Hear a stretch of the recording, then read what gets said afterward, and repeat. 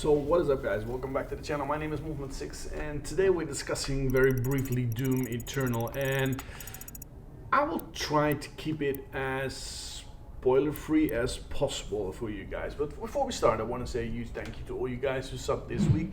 Really means a lot to me, especially in these times, right? And that's also what I want to start with. Stay safe, guys. I've got it here below. Stay safe, stay indoors, listen to people, you know. If it's not for you because you're young, you're healthy, do it for your next door neighbor, right? Do it for the elderly, the weaker people in society, you know. This is not a joke. And for all you guys out there that think that stuff like Corona Challenge or hashtag Corona Challenge is fun, it's not. We've seen what it can do, right? We've seen young guys licking toilets, now winding up in hospitals with coronavirus, right? So nobody is safe. It's not a joke. Yes, when you're younger and when you're healthy, you've got more chance of survival and you're less likely to see a hospital, but you're not excluded from it, right? So stay safe, guys. That's what I want to start with. 2016, Doom came out, right? And for me, that was a welcome return to what Doom actually was and always is. And it's arcade, it's fun, it's run and gun, it's fast paced, and there is not a lot of depth to it. Full stop. If you want to implement depth in Doom, you need to be very strongly to justify that. Because first of all, and above all, Doom is meant to be junk food for the brain. Full stop. And that's why I like Doom 2060 so much, right? I've played through it about 7 or 8 times and I'm still enjoying it. And now Doom Eternal was announced and it came out. For me, it was a no-brainer. I've got it on my PC, which I can reach ultra, I think even nightmare settings. I'm still experimenting left and right a bit. I've got the PlayStation 4 version and you're now looking at the Xbox One version. In all fairness, if you look at presentation, the entire game is a quantum leap forward. It's a quantum leap forward, guys. Let's be honest in that, right? The game looks magnificent. It's the ID Tech 7 engine shows something that, well, I think it's pretty justifiable to say that they're squeezing something out of a 7-year-old architecture, which is unprecedented. On PlayStation 4 Pro, Xbox One X, you will hit a solid 60 frames per second. On the Nightmare and Ultra settings on the PC, you will max out, I think, maybe even 200 frames per second. In Doom 2016, you will have the occasional texture loading. So when you switch weapons in Doom 2016, you will see textures popping up a bit. It's just a fraction of a second. In Doom Eternal, there is nothing of that. The game is so highly detailed. It's astonishing. But I do have some serious issues with this game. I do have some serious issues with this game. The first thing is the RPG elements that are being implemented, and I'm now reasonably in the game for about 15-20 minutes, right? And that's why I want to keep it spoiler free here. If you look at this, you will see the arsenal, and this is something that's going to expand over the entire game, right? You got here, I just got my machine gun and I just have got the combat shotgun. You see sticky bombs, full out, and on this side, I've chosen for the micro missiles, right? So you can expand upon them, which is not strange, that's normal.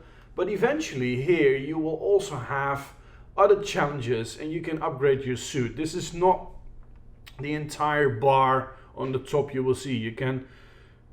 There is so much stuff you can upgrade. There are challenges you need to do in the game itself. It's about 4 types of challenges that can earn you different kinds of points to upgrade. There is a time somewhere mid through the game that I completely freaking lost track on what I still need to do and how to upgrade stuff, you know. And that's a level of depth that I just don't like in a Doom game.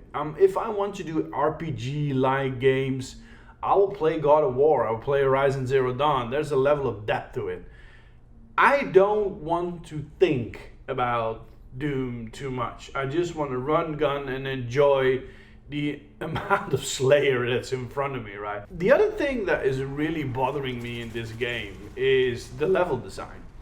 And that's what's making Doom Eternal for me a monkey in a suit. And with that, I mean, the monkey in a suit comes from the fact that you can dress something up as nice as you want. It's still a monkey. There is some huge difficulties in this game with the level design. There are time and times in this game that you will you will find yourself in an arena that is way too small, crammed with enemies, and it's just undoable to find your way through these guys in a fast-paced way. The arenas are way too small sometimes. And there are also sections in here you need to jump, dash, and you've got those yellow poles you can dash from. And you need to make all funny curves to reach a certain platform. Guys, come on, if I want to play Mario, you will hear me, okay? So that's something I'm not really enjoying. And there are some frustrating elements in this game that you will find yourself being stuck in a corner without knowing why. You've got too much enemies in one small arena crammed together. And you've got platforming that is it's just bullshit. Again, this is the 1, 2, 3, 4th layer of RPG elements, upgrade elements you can choose from, right? It's the Sentinel Crystal. So if I would do a quick draw belch, it will give me a substantial amount of health but no armor. If I do this one, it will give me armor, napalm, health. So why, really why?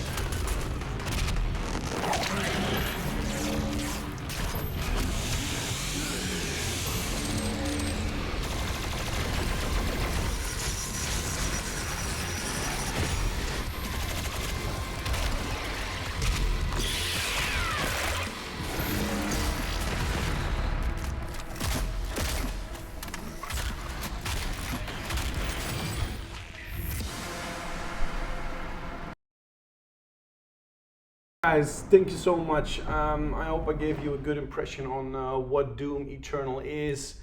To be honest, the game is far from perfect from my point of view. The game really lacks some good quality level design. This is what you've just seen in this level is okay-ish, but you will encounter a lot of levels that will ultimately frustrate you. The second thing is that I do find that the level of RPG elements are way too deep for a Doom game in general. Doom 2016 may on one hand be a way too simple, but this is going to overload you with things to upgrade, to gain challenges, to upgrade, and even to choose from in battle, which is, from my perspective, too far of distance from what Doom should be, and that is a junk food for the brain game. On the other side, this is one of the best looking games you can find. And of course, the Doom speed, the quickness, the gameplay, and all the elements you expect from a Doom, it's in there. And it's freaking great. And it's good to be back with Doom Eternal, of course. but I don't think that it's going to exceed Doom 2016 just from the pure standpoint that it looks better. To me, the simplicity of Doom 2016 is something that defines Doom. But if you're looking for a game that is fast-paced again and has some serious quality standard graphics, this is the game you want to check out, especially on PC. And if you've got the infrastructure in the hardware, you should max it out on nightmare settings. It's absolutely phenomenal, guys. For now, I hope you stay safe. Don't forget to like, subscribe. That would highly appreciate it. And see you guys next time. Back to the madness.